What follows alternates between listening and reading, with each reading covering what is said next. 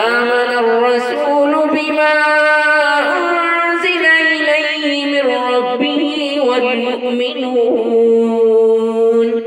كل آمن بالله وملائكته وكتبه ورسله لا نفرق بين أحد من رسله وقالوا سمعنا وأطعنا غفرانك ربنا وإليك المصير.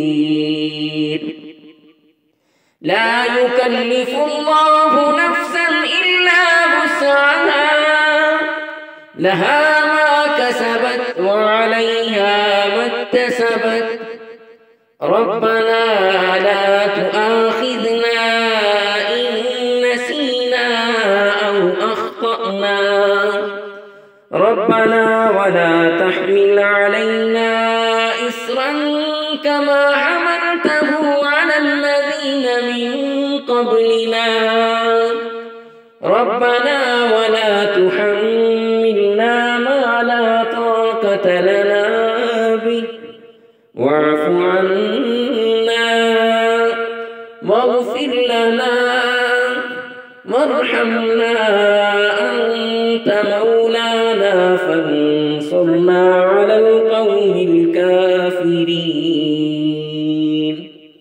صدق الله العظيم.